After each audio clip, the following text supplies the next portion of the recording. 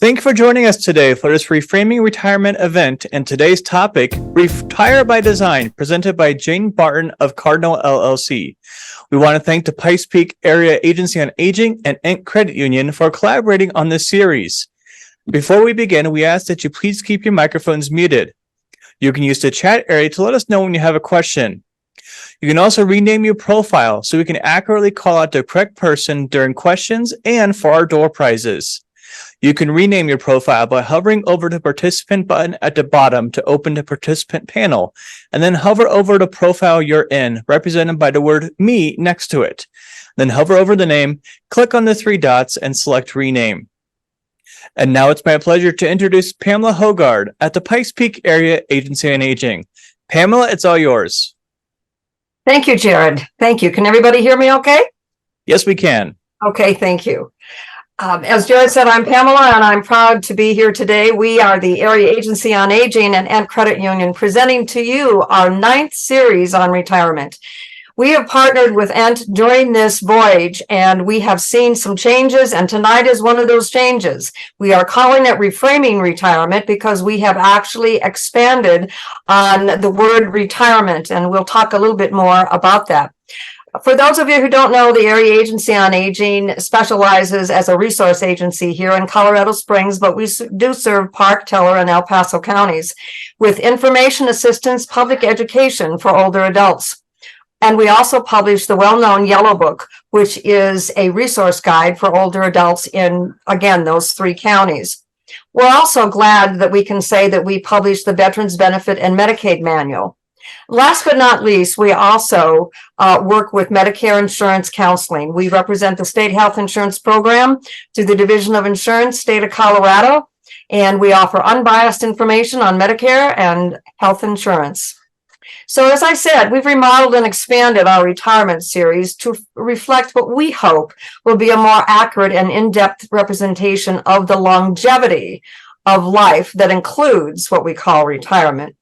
Many of you know, and if you've come into our sessions before, I've talked about the fact that retirement is an overused, outdated word. It's a script that many people have in their minds as to what this is supposed to be in their life. Well, actually, it dated back to the 1930s when the life expectancy was, 65?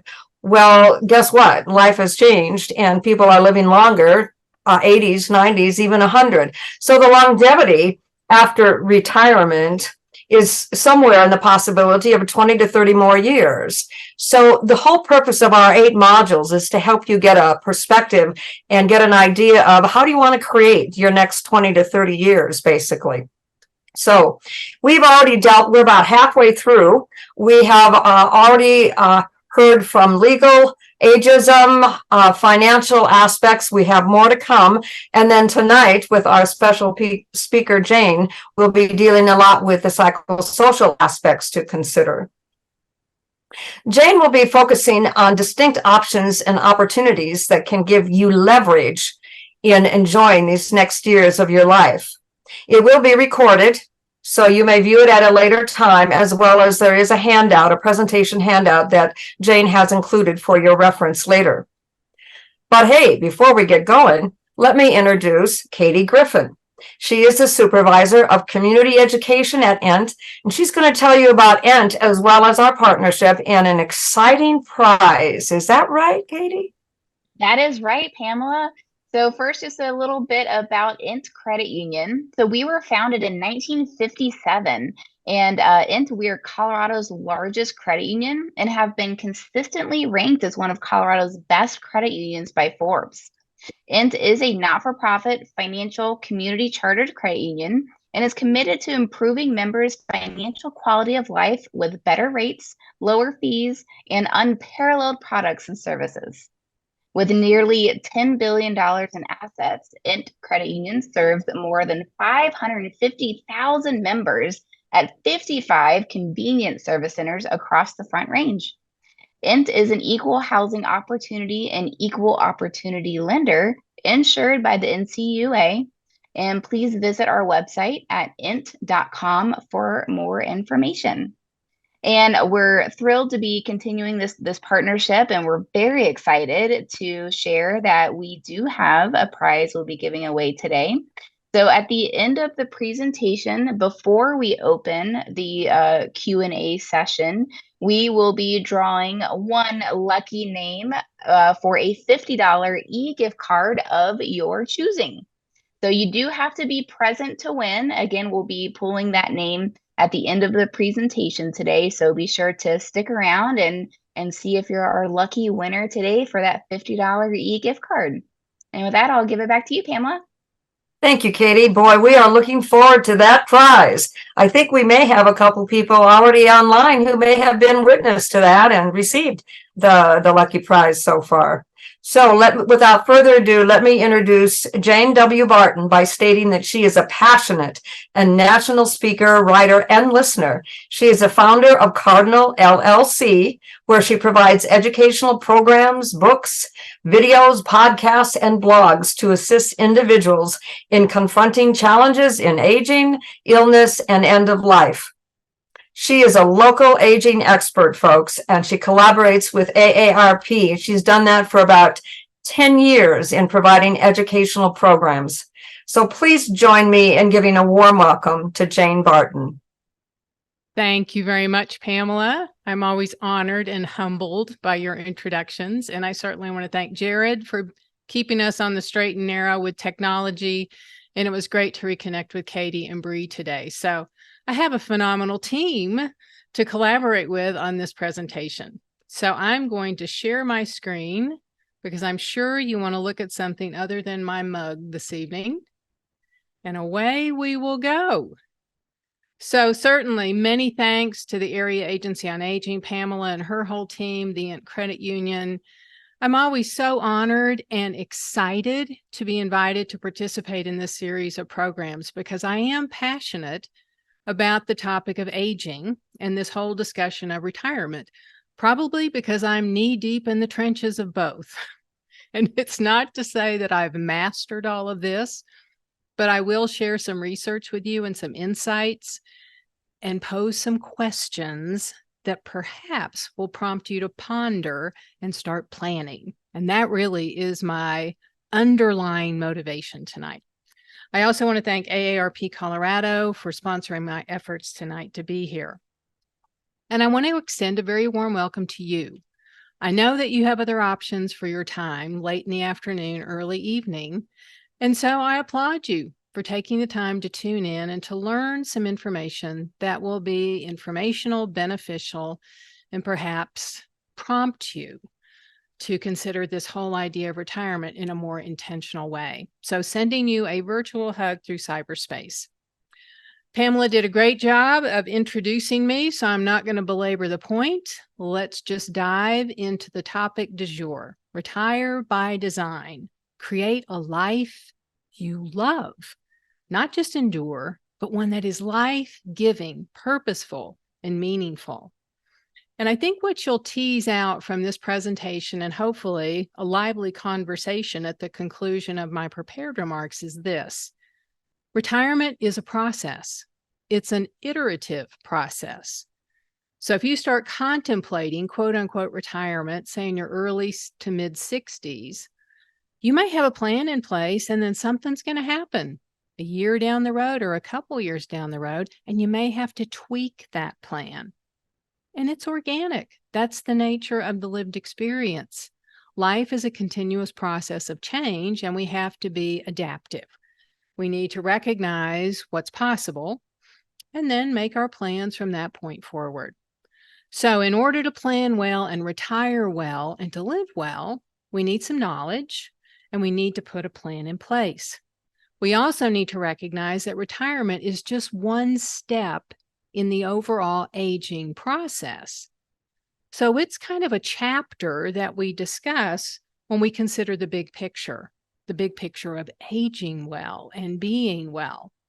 So our retirement is going to be informed by this aging process.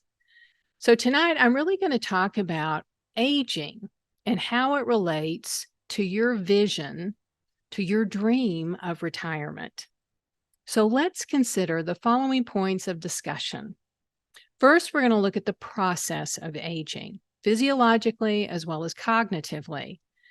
And really, what I'm going to invite you to do is to recognize what it's going to take physically and cognitively to age well, be well, and enjoy the most out of the days that you have here in this lived experience.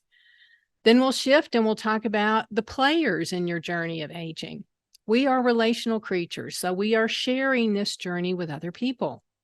Well, we should be intentional about the folks that we take this trip with, because some people are life-giving, others can be life-draining. So we need to be a wee bit picky in how we plan for this. And then finally, we're going to talk about the environment in which we age. It certainly shapes and colors our lived experience. And what do we want geographically? Where, what part of the country or in another country do you care to reside as you get older? What is the nature of the residence that you hope to inhabit? Do you want to live alone? Do you want to live in a congregate living space? What are some of the options available to us? And what's the price tag? We need to know what is a viable option financially.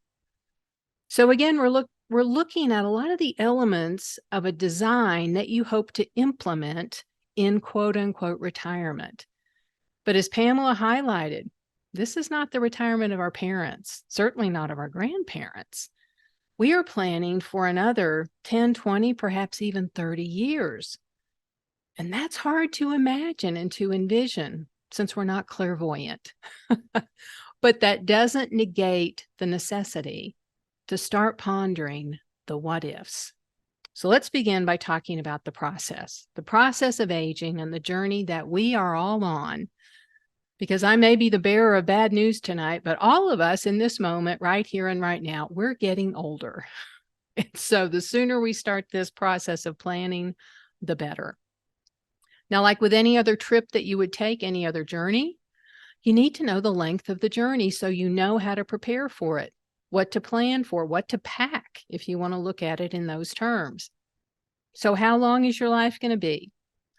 Well, we can look at some statistics. And statistically, men are expected to live a little bit beyond 75, women around 81.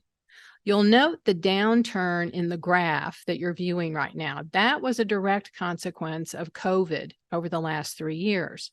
A significant impact on life expectancy. We lost a year and a half. Hopefully, now that we seem to have things a bit better controlled, we will see a reversal of that trend. But just keep in mind, this is still significant as far as a life expectancy when you compare it to the early 1900s, when folks were expected to live to around 47. They never even made it to quote unquote retirement.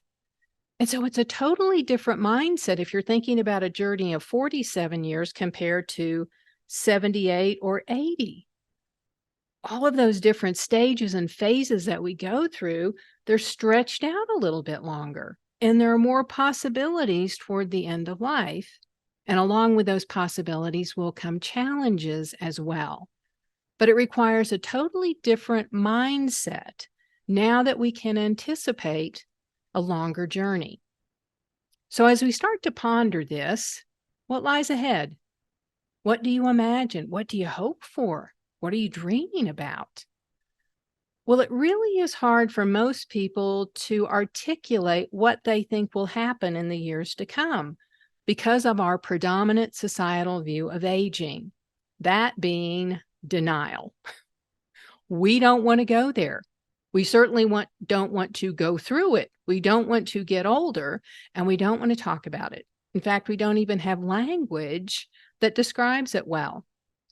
We revere youth, hence the multi-billion-dollar anti-aging industry. We are not going gentle into that good night, and that does not serve us well. We need to recognize that a lot of this resistance to aging actually is rooted in a lot of fear, a fear of what will happen, of what are the consequences of getting older, and also fear of death. Because when we acknowledge that we are aging and we have a limited lifespan, then we have to confront the reality of mortality, to recognize we are all mortal. We are finite creatures. We all have an expiration date. We just don't know what that date is right now. But when we are paralyzed by fear and anxiety about this ultimate reality, we don't look at it and we fail to plan for it.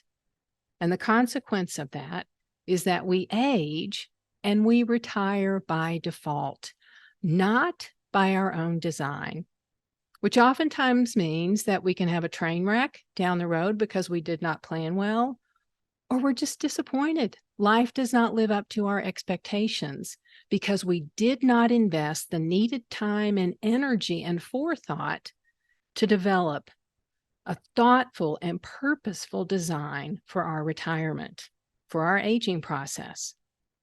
Now, I know that maintaining a balanced perspective on aging, to stay up about it, to be positive, to be realistically optimistic, it's hard within the society in which we live because we get that incessant messaging that to get older is bad. It's to be avoided. We don't want to go there. And we sometimes feel like Mary Sunshine when we're talking to our other friends or colleagues and trying to put a positive spin on aging because they're all looking at you like, seriously? You really think getting older is going to be a positive experience? But I think by understanding how we age, we can be realistically optimistic. We know what to anticipate.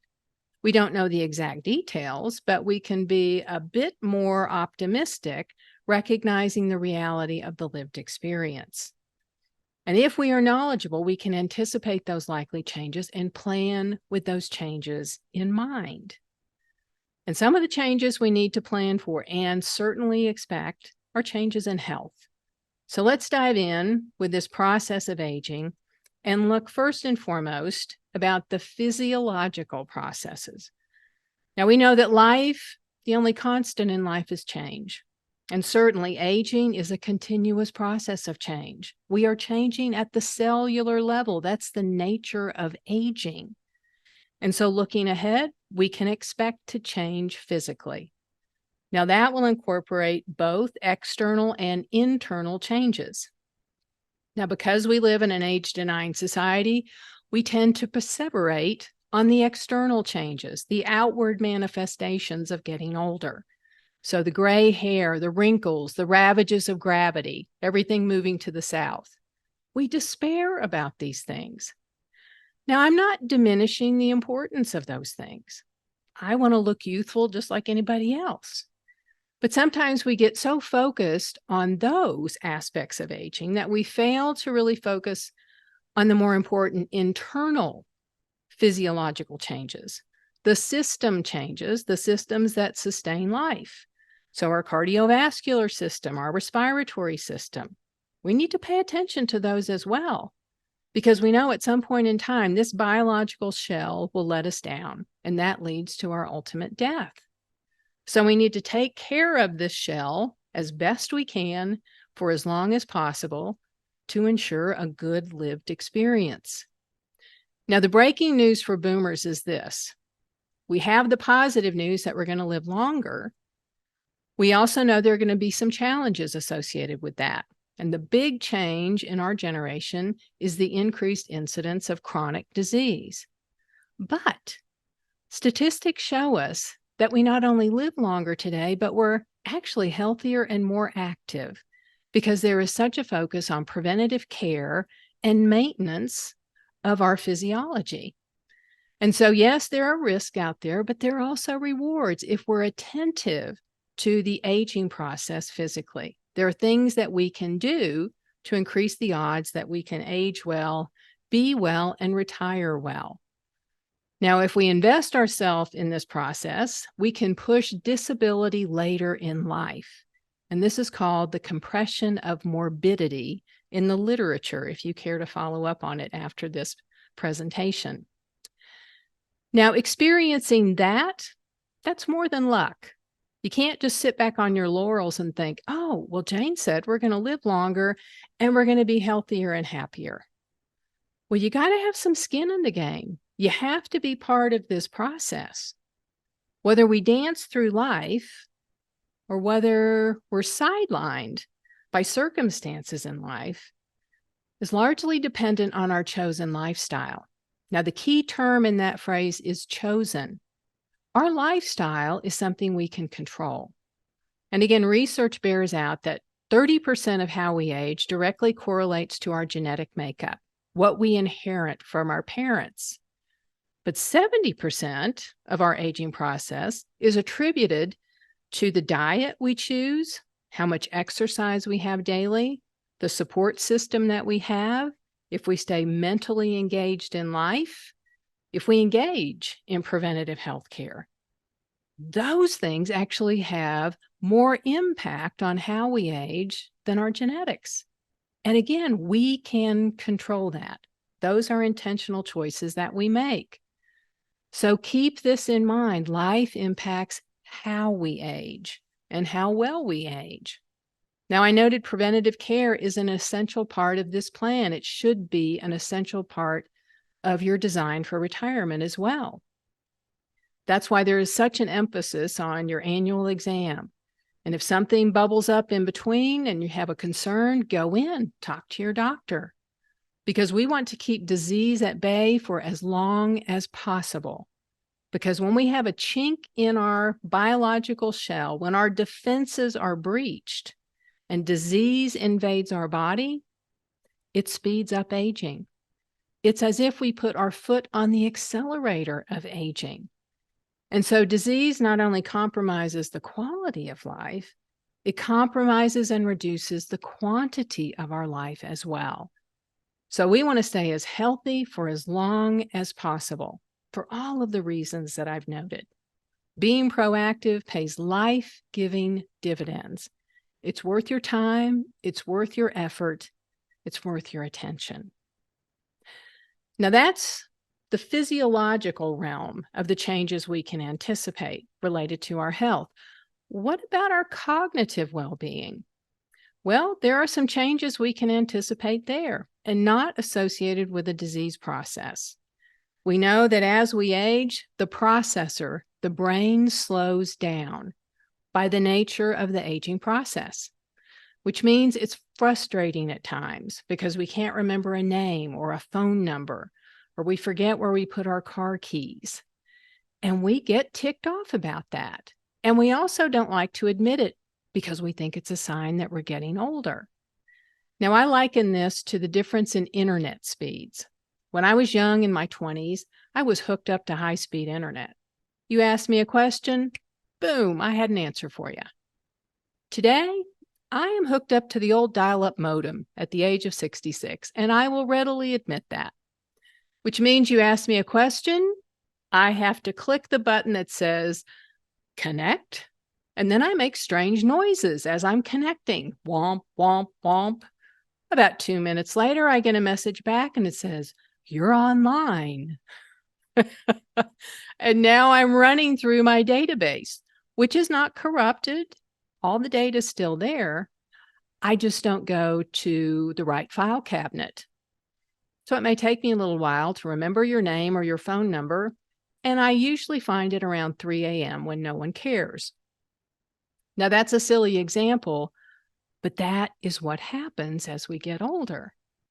Now, it's not only frustrating, it can be frightening for a lot of people, because oftentimes when they have that first slippage of memory or a little bit slower response time, they jump to the conclusion that, oh my gosh, it's the beginning of the end. I have dementia. Because this is a prevalent fear in our country today. And I'm not diminishing that fear. It is a concern we all need to be aware of as we get older. But this is where, again, knowledge is power. We need to have a balanced perspective on our cognitive wellness. We need to recognize that for persons between 65 and 85, less than 10% of us will ever experience any form of dementia. Again, for those who do, it's a devastating diagnosis and experience for the person as well as their family. But the odds are between 65 and 85, you have a 1 in 10 chance. Now, beyond the age of 85, the risk goes up dramatically because advanced age is the greatest risk factor for developing a dementia such as Alzheimer's disease, up to 40 to 50% of the population. So keep those numbers, those statistics in mind to mitigate some of the fear related to the incidence of dementia. So with those statistics in mind, I also really want to emphasize in this section, just like we did physiologically, what can we do proactively to maintain good brain health? I want to tell you of a new resource. I don't think it made it into the handout because I just listened to this book. It is written by Dr. Sanjay Gupta. You may be familiar with his work. He's all over the PBS channel, and he does a lot of interviews from many of the news stations. But he is a neurosurgeon. He's been around for many years, very well respected, and he does a tremendous amount of research around brain health. And he recently published a book entitled Keep Sharp. And it's a phenomenal read and a phenomenal listen. And he actually reviews kind of the scientific research, the results of that to date around things like brain resilience and neuroplasticity and brain health, what we can do to maintain good cognitive health. So what can we do? Well, certainly, we can be a lifelong student. There are benefits to challenging yourself cognitively, always wanting to learn different things, maybe a new language, enroll in a new class, learn how to play a musical instrument. Now, if this sounds appealing to you, there are so many different resources at your fingertips, online training, such as Coursera.org. You can enroll in classes from universities all over the world. You can be in threaded conversations with people from Russia and Australia and Austria and Italy. And you can enroll in any topic of your choosing, whatever tickles your cognitive fancy. And they're free of charge if you don't want a degree and you don't require a certificate of training. So I highly recommend that you kind of peruse the online homepage of Coursera.org, maybe create an account, and then you can look through their catalog of offerings. Then there's also lifelong learning available at a local level. There's the Pillar Institute in the Colorado Springs area. In Denver and Fort Collins, we have Osher Lifelong Learning Institute, referred to as OLLI. Both of these are typically, I think the requirement is 50 or 55 years of age. You have to pay a membership annually, and then you can enroll in as many classes as you would like. Some of these are virtual, some of these are actually in person again. And then there's also a group, I think this is still active, it's called the Academy in Denver, but the same premise as Pillar and OLLI. And then if you want to have that on-campus experience, know that every state offers reduced or waived university tuitions for persons who are 60 or 62 years of age. It just depends on your state. So you basically sign up to audit a class, but you can go on campus, interact with the other students and the professors. It can be a vital and vibrant and exciting experience. And so when I start to wind down the work that I'm doing and I have a little bit of time on my hands, this is one of my plans for my quote unquote retirement, because I am a geek at heart. I love to learn. Another way to stay brain healthy also has to do with social interactions, and it could be around an educational or activity. So you invest yourself in other people, and maybe you serve as a mentor for someone of the younger generation. Could be a grandchild or maybe somebody in your neighborhood.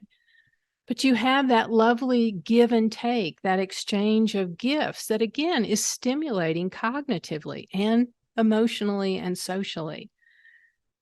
Also related to brain health, if you look at the work of Sanjay Gupta that I mentioned previously, he does a lot of explanations around the importance of nutrition, around social engagement, also sleep. He said this is an overlooked aspect of brain health, that we all need 7 to 9 hours of sleep every single day. And I know most of us don't get that. So a lot of different ways that we can maintain our cognitive wellness. So fundamentally, stay curious and stay connected. It's going to serve you well from this cognitive aging process. So keep in mind, whether we're talking about physiological changes or cognitive changes, a change in health is a game changer for the person as well as their associated family and social support system. So be intentional about your lifestyle. Make good choices, because a key to how you age is how you choose to live. Now let's shift gears and talk a little bit about the players and how that impacts the journey of aging, and will certainly shape and inform your retirement experience as well. We're chatting about our traveling companions. And as noted in the introduction, I noted the obvious. Human beings are relational creatures. There has been so much information published over the last 15 to 20 years talking about the social nature and needs of human beings. John Cacioppo wrote a book in 2008 entitled Loneliness, and he said we are obligatorily gregarious creatures. And for some reason, I resonate with that phraseology. Obligatorily gregarious creatures. We are inherently, intuitively relational. We need and want each other. So yes, our experience of aging is unique, it's personal, but it's not private. We do it in the company of other people. We do it in community. So looking to the future, as you are glancing to the horizon and pondering what your retirement and what your aging process might look like, think about these questions. With whom will you hang day in and day out? Who do you want to be with? Who are going to be your compadres in this journey of getting older? Now, I use a little bit different question with my dearest friends when we sit around and talk about getting older. We say, hey, who do you want to be with when you get older and weirder? Because we know we are getting older. And in my group, we are definitely getting weirder. But who do you want to intentionally hang out with and share the journey with? And more importantly, who will care for you as you get older, and who will you be called to care for? Because the people you're sharing this journey with, part of the reason we come together and we stay together is because we care about and we care for each other. So this is our support system. And we just talked about the fact that we will change physiologically. We will change cognitively. And most of us are going to be dealing with some sort of medical challenge. So we're going to need care providers in that scenario. Now, when you're answering these questions, if you're like most people, your first answer will be, oh, well, I'm going to travel with my family. Those are going to be my companions, or maybe friends that I consider family. But whomever you have in mind, these are the people that you trust, and you may literally trust with your life down the road. These are the people we lean on. We have a shared history with. These are the folks that if we called them up at 3 a.m. and said, hey, get over here, I need you, they would show up on the front porch with bed hair and a tattered robe with fuzzy slippers, holding 2 cups of coffee, going, hey, what's going on? I'm here for you. Those are the people you want to share this journey with. The people that will be there when you need them and you want them the most. Now, that all sounds well and good, but there's another question we all need to contemplate, even if you have an expansive support system today. What if you outlive your support system? Now, you may feel well supported today, but what about 2 years from now, 5 years from now, 10 years from now? Do you feel confident? I mean, confident that there are going to be other people there to care for you? Well, you never know what's going to happen. So you have to have a plan B. Because what if you are the last one standing? Now, I do a lot of training on this topic because this is not just an occasional person that is contemplating the future traveling alone. If you look at the statistics, back in 1950, it was estimated that 10% of the population over 65 lived alone, and hence they were aging alone. Fast forward to 2020, 28% of the population over 65 is living alone and aging alone. That's almost a 3-fold increase in 70 years. That's significant. Now, I'm not saying that living alone is bad. but it does complicate the aging process and the caregiving scenario. And we have to think about it differently and plan for it differently. And that's particularly true for women, because remember, women live longer than men. So by age 75, 44% of women live alone and they will age alone. So again, we need to be creative and innovative and proactive if we are to age well and be well in this particular setting. Now, because of this reality, there is a population out there that's referred to as elder orphans or solo agers, persons who are aging alone with little family support. Now, elder orphan is a term that is not used that commonly today. It was coined by a sociologist, I think now 35 years ago, and it just doesn't appeal to people. So the term in the literature, if you want to follow up on this topic, is usually solo ager. Again, a person aging alone with little support. And aging alone can present many challenges, and I think some of these are fairly obvious. Because if you have no one else that resides with you, even the smallest care need that arises, there is not that naturally occurring support system that rises to the occasion to address the needs that you may have. So there's a ripple effect of living alone and aging alone. And the recent publications, the conclusions of longitudinal research studies, indicates a lower quality of life, caregiving complications when there isn't an obvious caregiver, a sense of social isolation. It can also lead to shorter life expectancy, and it's much harder to age safely in place. It also transforms what many people choose as a lifestyle of solitude, something they want. It changes that solitude into a sense of isolation and separation. And that is not positive. That is life draining. That is anxiety provoking, and it's not desirable. Social isolation is very different than a chosen solitude. It's a lack of interaction due to situational factors. And as we age, oftentimes the situational factor is a change in health or a change in the family system. Someone predeceases us. Adult children move away. AARP did a survey of their membership a few years ago, and based on the results of that survey, they estimated 8 million people over the age of 50 are affected dramatically by social isolation. And the consequence that really impacts our life is our subjective response to isolation, feeling alone and lonely. Loneliness can dramatically impact the quality as well as the quantity of your life. Chronic loneliness has now been on the rise for the past 15 or 20 years. You may be interested to know that our current U.S. Surgeon General, Vivek Murthy, one of his main missions in life is to talk about loneliness and social connectedness. Now, if you are interested in this topic, he has a book that was published a couple years ago entitled Togetherness. And out of the U.S. Surgeon General's office, he just published an advisory report on loneliness and social connectedness. It's available in a PDF format online. Both are phenomenal reads and will bring you right up to date on the most current research related to chronic loneliness.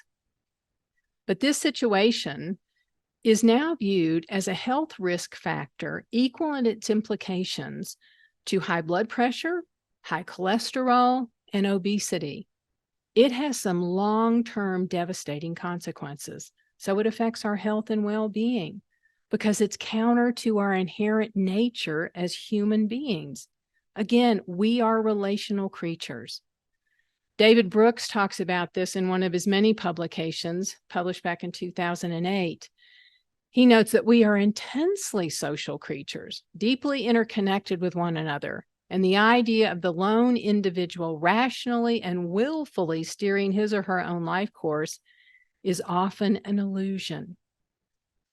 So the bottom line when it comes to our social connectedness, our traveling companions who we're going to share the journey with, we are all in this together, and we are better together if we have trusted, revered, honored, and loved traveling companions. Now, I want to share a story with you that highlights the importance of this. It's something I read about on a blog posting by Maria Shriver, now probably 7 years ago. I'm a big fan of her Sunday paper that comes out, strangely enough, on Sunday. And she always writes a blog, and then she has some other resources that she notes, usually new publications and some podcast. But on this one Sunday, the focus was on connectedness, on our social relationships. And she was sharing a news story she had seen in her local area in California. And in it, it related the story of a 90-year-old woman who lived in suburbia, and she had recently been widowed. Her husband had been ill for many years, and she had been the primary caregiver.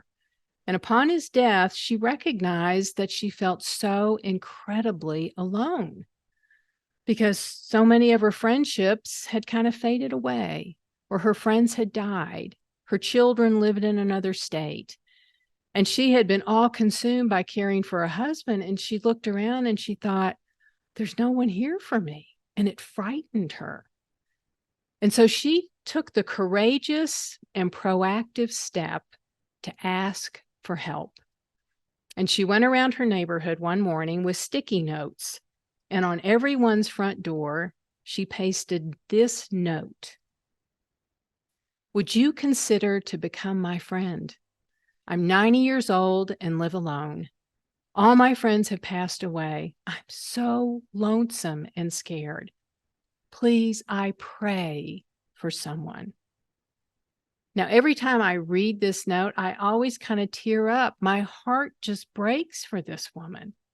But thank goodness she put a note on the door of two people that answered her prayers, a mother and a daughter.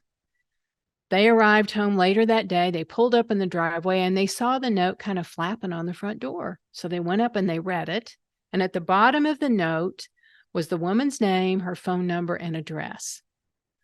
So they looked up and down the block and they said, well, let's just go meet her. So they walked over to the house. They knocked on the door. And that's the rest of the story. They met, they introduced themselves, and they made a connection that was life-giving for all three women, 3 generations. Now, on Maria Shriver's blog, she posted a little video from that news station. And I still have the image of those 3 ladies standing together and absolutely glowing. They had made a connection that was life-giving. And you could tell they truly cared for each other and cared about each other. But it took courage for that 90-year-old woman to reach out and say, help me, I need you. But that's true for all of us, isn't it? So don't be shy. Today, if you are feeling lonely, you are not alone. So many people in our country today are desperately lonely. So find the courage, be brave and bold enough to disclose that to other people and to seek the help that will fill in the gaps, that will help you reconnect, that will help you live a life that you can truly love. We all need caring, committed, courageous companions, regardless of our age, from start to finish. So reach out to other people and create a supportive network that will enrich your lived experience, your aging journey, and the experience of your retirement. That may include nurturing lifelong friendships. I've talked to so many people over the last 3 years who have used social media during the time of COVID to reconnect with their childhood friends. They spent a few hours online, they discovered them, and they posted a message. Or maybe it's just somebody in your own town that you just haven't had time to be with recently. Call them up, say, let's get a cup of coffee, let's go to lunch. So old friends are gems for sure, but we need to make new friends as well.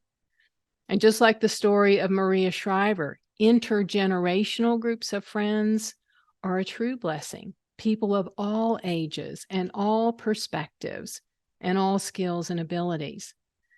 There is some truth to the old adage, you can't have too many friends. You're going to need each and every one of them as you continue to age. Now, the final point of discussion for my session is talking about the environment in which we age, the setting. So we're talking about your residence. Now, many of you may be contemplating a change. It's natural. A lot of folks want to downsize or maybe even move to a different part of the country. But this can be a very complicated, complex, and daunting conversation and reflection, because there are a lot of options and there are a lot of unknowns as well. And certainly there are the financial concerns. But housing is a critical component of your retirement plan. So we're going to touch on a lot of the elements that you should be considering as you are pondering the possibilities of a relocation. Now, when I say the term home, it affects people differently than if I talk about their house, because home is where the heart is. Home describes a space in which you've created memories. You've shared life experiences with other people that you love, that you've set roots, that you've connected, that you've created a community and a space in which you belong and you feel comfortable in.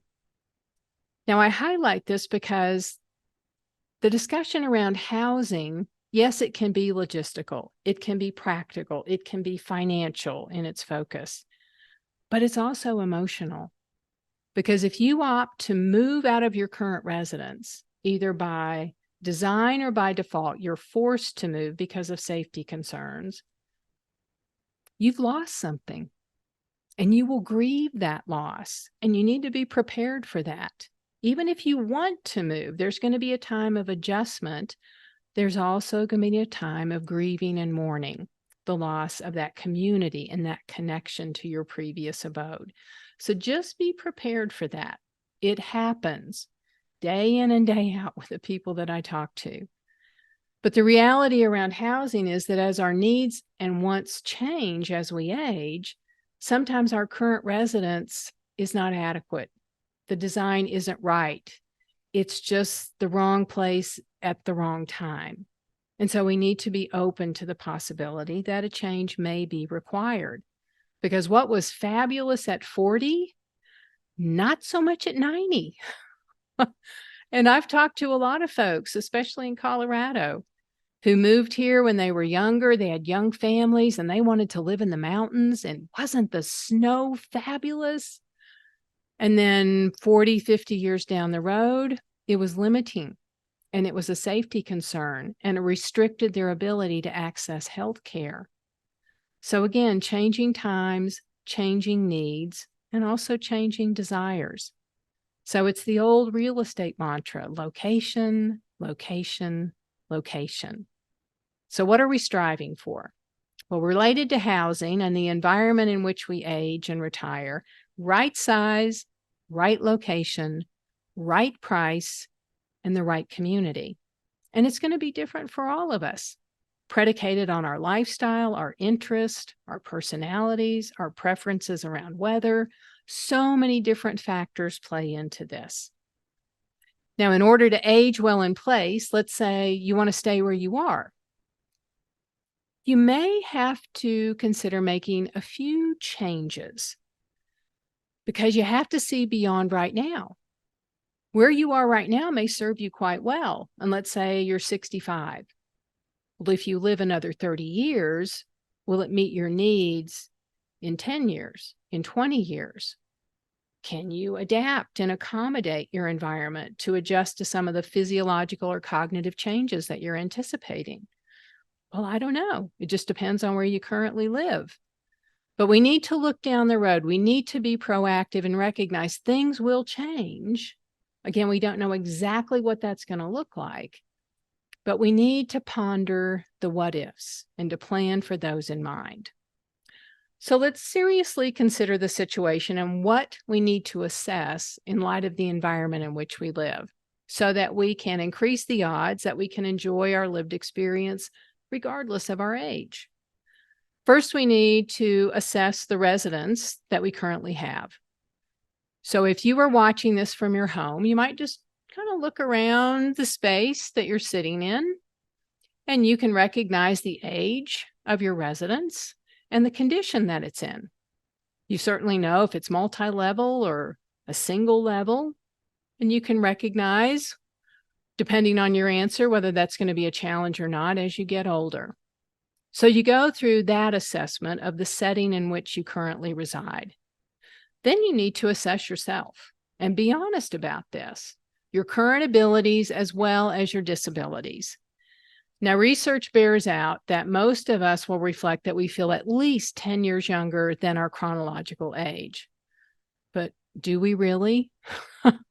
Sometimes we're overly optimistic about this. So we need to understand what we're capable of doing and what we're not.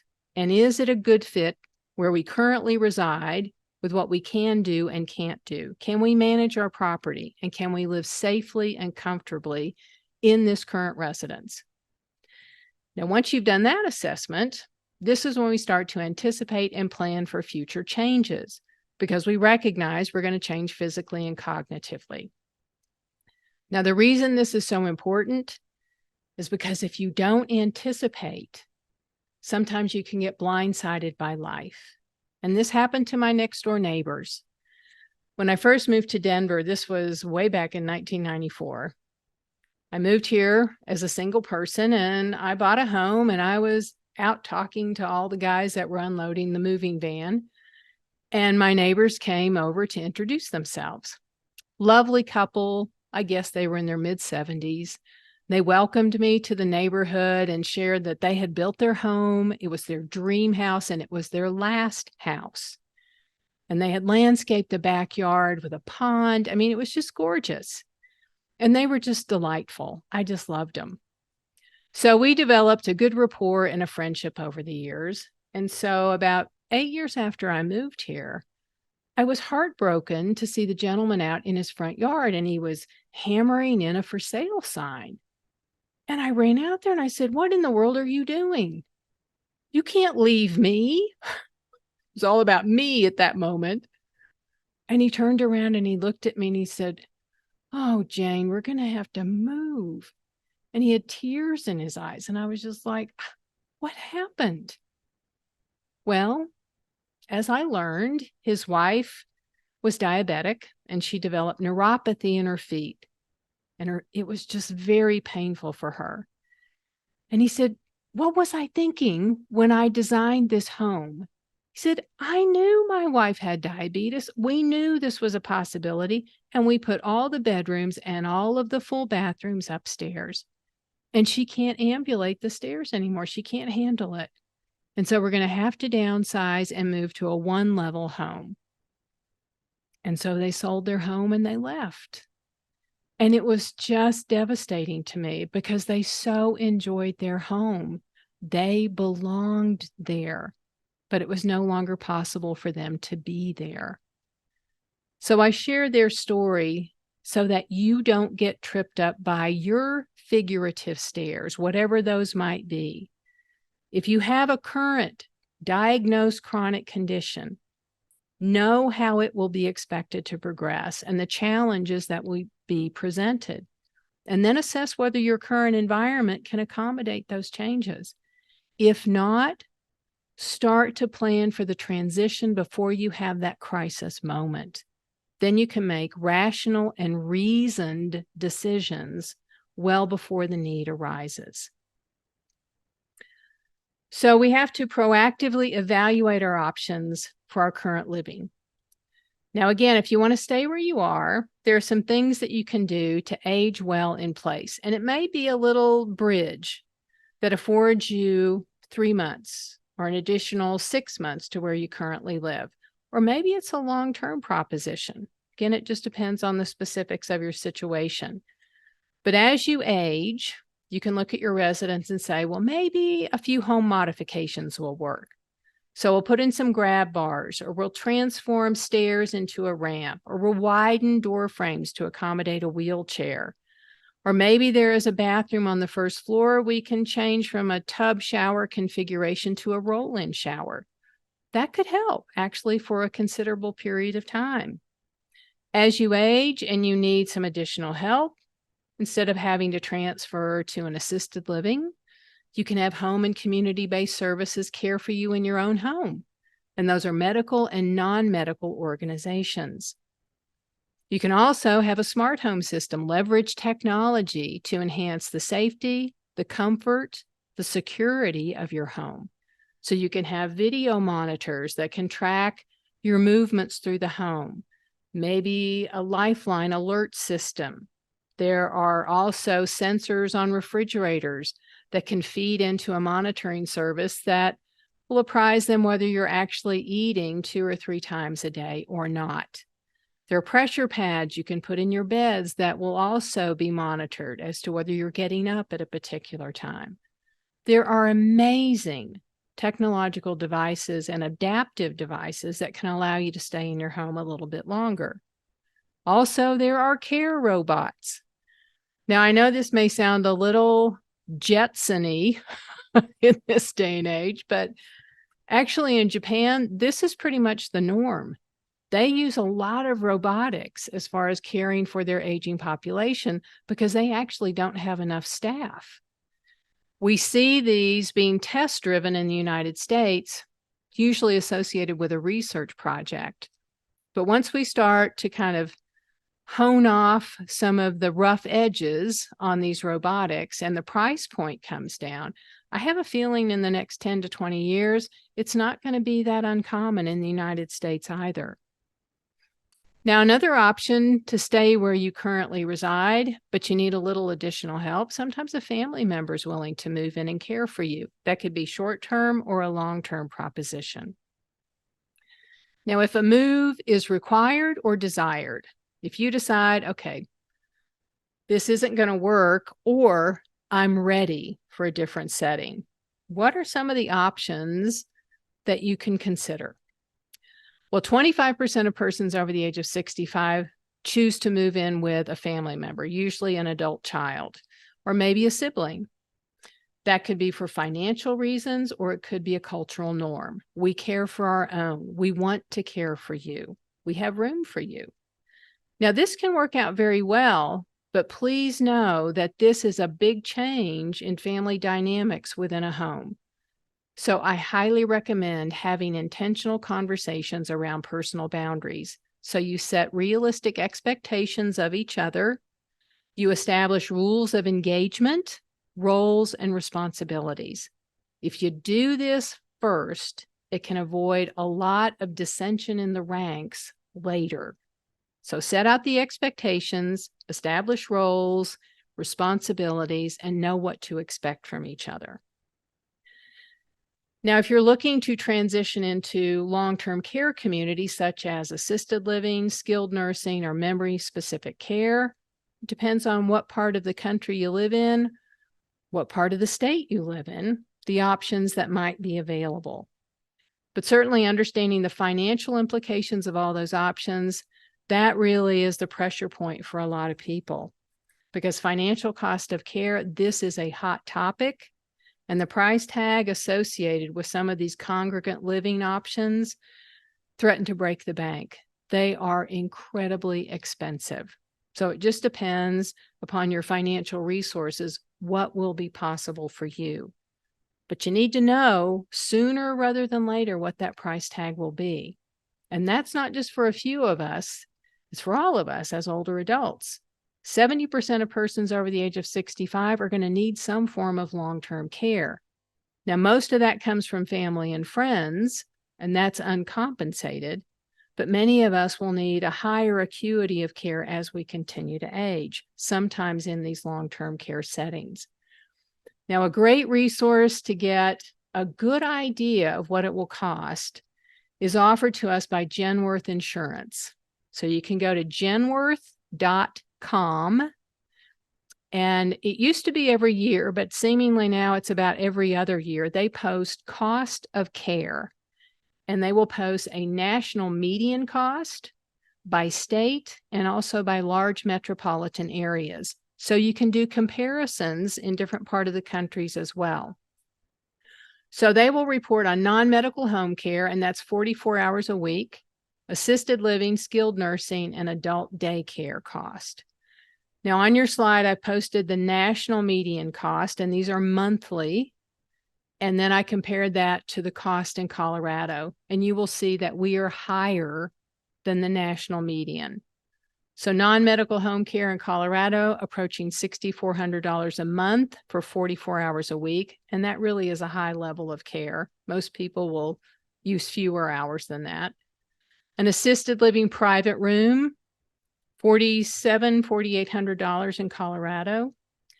A private room in skilled nursing, a little bit over $9,700 per month in Colorado, and then adult daycare 5 days a week, that's approaching $2,000 a month. So I'm not trying to scare you, I'm trying to inform you. And so once you have that information financially, you can discuss the financial implications of the various settings and determine what you can afford. And some things for some people, not even possible. So jet those and focus on what is. Proactively balance your wants, your needs, and your finances, and then you can refine and hone your plan for retirement and your plan for aging. Now let's point out some other considerations when you're thinking about a transition. Again, this whole idea that you're moving somewhere else. What other factors are going to dial in the choices that you make to make sure the environment in which you live is going to be a good fit for you? Well, consider the community. Do you like a metropolitan area, or would you prefer a smaller village, a more rural area? Just depends on your own preference. We all have a different area that we feel at home in. And then what about the weather? Consider the seasons. Maybe you're tired of snow and you want to move to the sunny south. I don't know, or maybe you want to go someplace where you can play golf 12 months out of the year. We all have different factors that are going to be appealing to us. Certainly, access to health care is critically important in your design to age well and to retire well. Again, as we get older, we are more than likely going to have some medical concerns. So you don't want just an urgent care. Have a pretty robust hospital available to you nearby so you can access the care that's going to be needed and required. Also, be a little curious. Are there home health services in the area that you're contemplating? Again, if you were to live in the foothills west of Denver, there are some areas where businesses will not offer services because it just isn't financially viable for them. And that would include palliative care services as well as hospice care. So ask those questions well before you make the decision to move to a particular place. What about transportation options in the setting? As we get older, we may no longer be able to drive because of vision impairment or perhaps physical disabilities, or maybe we don't want to drive. Well, is there access to public transportation? Is there a bus line, a light rail? Can you afford an Uber? Are there ways that you can get to the services that you need? And how far away are those services for banking, for entertainment, restaurants, retail services? And what about the neighborhood? Do you want to be in a neighborhood of similarly aged people? Do you want to have young families, older adults, kind of a mixed bag? Do you want a more metropolitan neighborhood, a small feel to it? What's your design that you have in mind? Where would you feel as if you belonged? And what about your neighbors? Who would you resonate with? Who would you connect with? Again, what age group seems to attract you? And have you taken some time to kind of cruise around the area that you're contemplating to see if people are friendly and inviting and accepting? Now, there are some creative senior housing options out there. And I want to just touch on a few of these because if you haven't explored this whole idea of environment and housing as you get older, you might be surprised with what's available out there. And this actually is the result of the demands of the boomer generation. We were not satisfied with 1, 2, or 3 options like our parents. We wanted something that was more life-giving and more innovative and creative. So consider some of the following. Home sharing is becoming very popular throughout the country.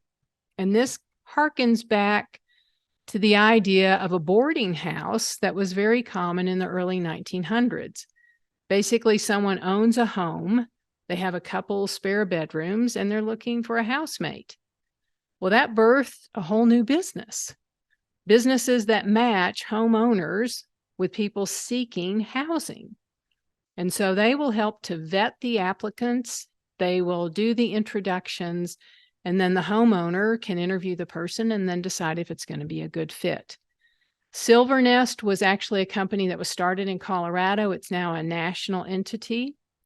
Odd Couples Housing, I love the approach of this organization.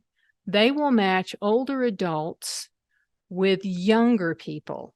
And so the younger people get a subsidized rental fee, a lower cost, because they're expected to help with maybe managing the yard or running errands or taking care of the home. And it allows for this intergenerational connection and sharing that can be profoundly important for both parties. So you might want to check out Odd Couples Housing. Their roommates.com, and then Sunshine Home Share is also an organization you might want to check out. But home sharing, it breaks this sense of social isolation. It helps with people to manage a property financially, and it builds in a companion in this journey of aging. Now, I did this informally with a friend of mine well before I even knew the phrase home sharing. I think we combined households about 16 years ago. We're like sisters. We were running around together all the time anyway, so we thought, why are we paying for two different houses? We have two other friends who are still working, and when they retire, we're probably going to combine 4 households, come up with a home design that affords us all our independence, but we have a common area that we can share. So that's our dream of how we are going to get older and weirder together. We're excited about it. Co-housing, also another option that's very common and popular throughout the United States. Basically a property in which individual residences are built around a green belt, and each person owns their own home. You can see the porches on the front side and they face each other. That is to encourage communication, a creation of community, and there's a communal garden. Now the glue, the key component for co-housing properties, communal meals. So there's typically a common house at the end of the property with a large kitchen and dining area. And everyone that resides in that area volunteers to cook meals occasionally. And it's just like any other family. You meet at dinner or breakfast, you gather around the table, you talk about life, and you solve all the problems of the world. That's where you reinforce your bonds. And that's true for co-housing as well. Now, some of these properties are intergenerational, people of all ages. Some are age restricted. Some actually have a social agenda. The co-housing community will support veterans or kids coming out of the foster care system, a variety of different social innovations. Now, some examples of co-housing in the Colorado area. There's wild sage, silver sage in Boulder. Both are fairly expensive.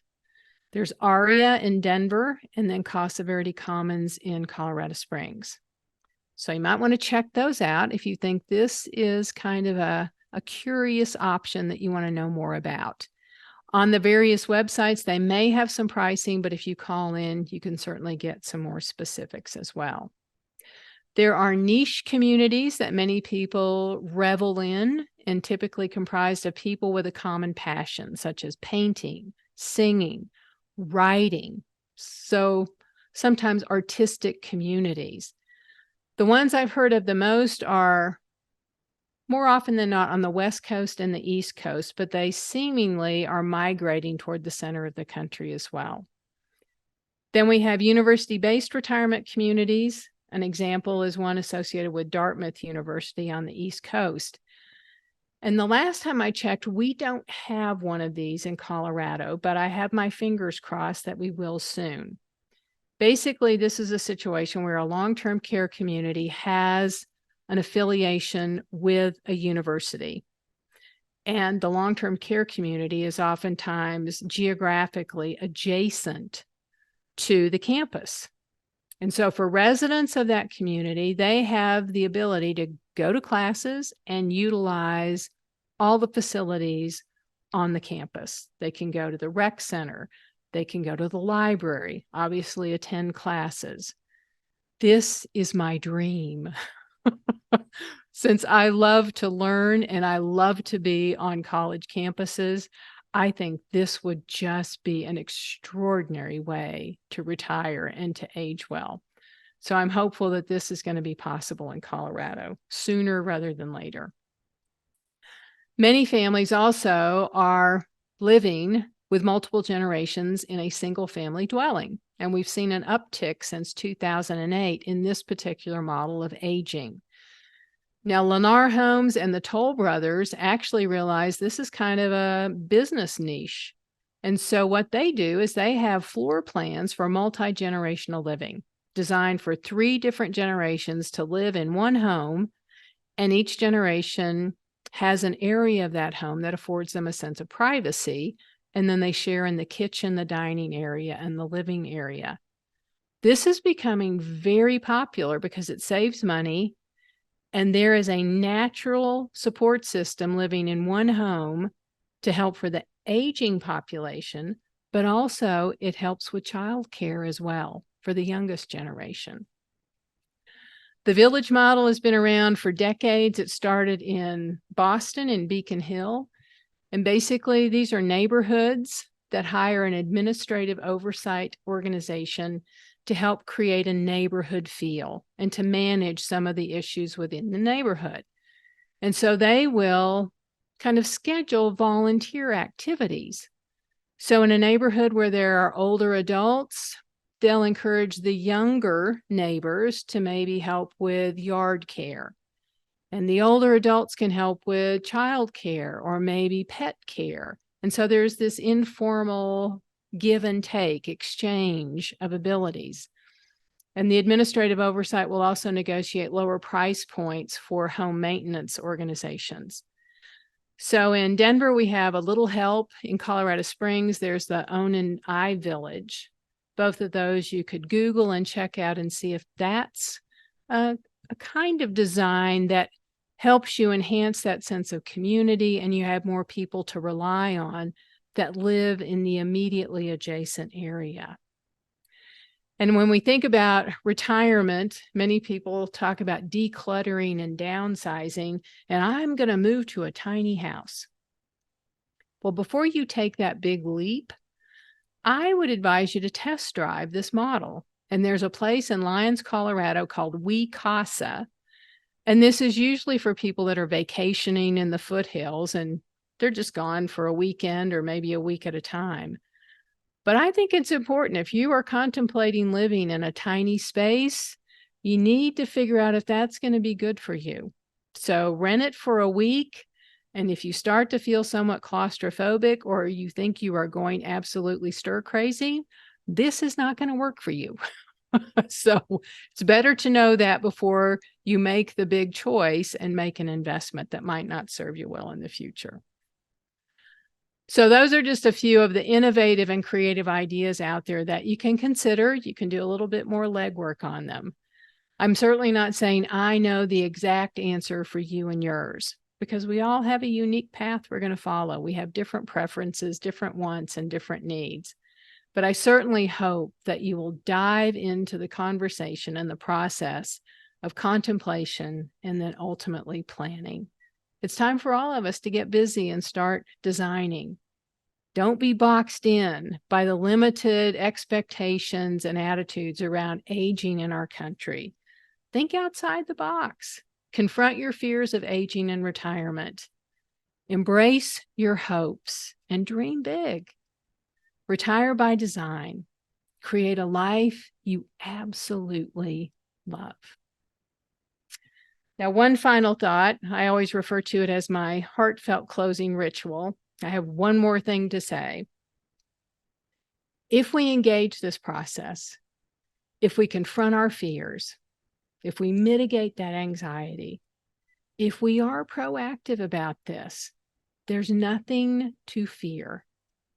And it may not unfold exactly as planned, but there are higher odds, a higher probability that at the end of the journey, we can actually proclaim, in all honesty, that to grow old is a great privilege. That is my hope for all of us. So a few resources. If you are interested in anything else I have to offer, you can check out my website, cardinallife.com. You can come to a myriad of events this fall. They're all free of charge. Click on the events tab and see what topics I have online. If you're interested in videos, I've also posted a few of those. I also have a podcast that you might want to listen to. If you are a reader, Caregiving for the Genius was published several years ago, but it's still relevant. Talks about the journey from the inside out, what it feels like to give care and receive care. And then Cardinal Musings with Jane Barton is my podcast. More than anything, I want to thank you for your time and attention, and just know that I'm wishing you many blessings on your journey. And if I can ever be of help to you and yours, if you're looking for a resource, or you have a question, drop me a line at cardinallife@msn.com. I would love to continue the conversation with you. And now it's time for questions. So I'm going to unshare my screen and see if anything's popped up in the chat. Do you mind really quick before we jump to questions, Jane? Can we do our drawing and then we'll jump into questions if that's okay? Absolutely. I mean, the gift card is the key here, right? All right. So yeah, Jane, thank you so much. That was amazing. I really appreciate everything that you shared today. And I am going to share the wheel. All right, so we're gonna shuffle our names and see who is the winner of our $50 gift card of your choosing. Woo, it's gonna be close. All right, so we have Nicole W is our winner today. So Nicole, if you can shoot me a message with your email address, or I'll put my email address in the chat, and we will get you set up with that e-gift card. Thank you so much. Very good. All right. That's very exciting. Wow. What a presentation, Jane. And thank you, Ent, for that, for the door prize. So, folks, this is an opportunity to share thoughts, possibilities, all kinds of things with an expert who gave us a lot of information today about so much to consider. So if any of you would like to share a story or share concerns or have a question, perhaps, Jane is a very good resource. And if she doesn't know the answer, she always looks it up and gets back to you. So I would encourage you all to take advantage of this opportunity. And if not, if no one has a question or concern, that's fine too. That's fine too.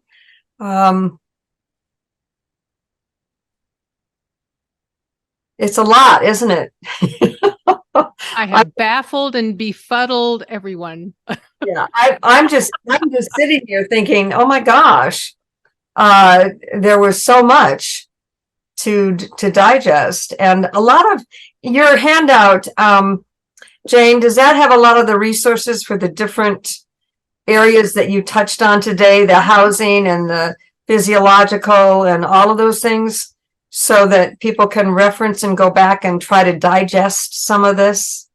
Absolutely. I summarize kind of the highlights of the slides in the handout, and then there's a bibliography at the end that includes the websites and the books and some of the other resources that I noted. Okay, great. You're getting a lot of kudos here. They enjoyed it, and even, so I'm sorry, go ahead. I was just going to say, I've been reading those and I'm always very humbled and honored by those reflections. So thank you very much. Okay, well, So Jane, I want you to notice, you have what George has on his, he says you can't go back and change the beginning, but you can start where you are and change the ending by C.S. Lewis. And I think that's very apropos to what you were discussing tonight. I would say so. And another great resource. I just finished a book on my walk today. I'm a big fan of audiobooks, and it has everything to do with how we choose to live. I don't think they ever use the term retirement in this book, but it's called The Midnight Library. Okay. It came out about, Katie, have you read it? Oh my gosh. This is one of my all-time favorite books now. It's very good. Highly recommend that one. And it's about a gal who is despairing and despondent, and she attempts to take her life. And then she moves into this realm, this liminal state in which she has the opportunity to live different lives if she just made one little choice differently.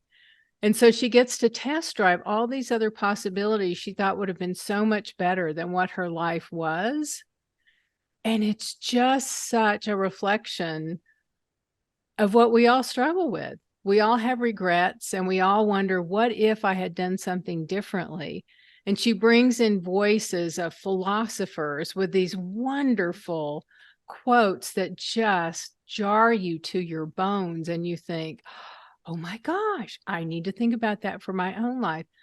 I haven't processed it all, but it's going to be part of one of my programs someday soon. But that's great. It's an extraordinary read about wherever you are, how do you want to live the time you have left, intentionally and purposefully? Well, you just summarized the whole Reframing Retirement. Say that again. Say that again, Jane. I said, wherever you are, I mean, really it is, how do you choose to live the rest of your life, whatever time you have left, intentionally and purposefully?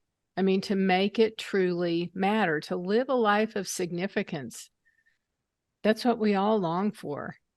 At the last moment, to look back to say, hey, my life mattered. I made a difference in the world. Yeah. Yeah. Great. Thank you. Mm-hmm. Well, does anybody have anything else they'd like to share? Does Ent have any final words they'd like to share?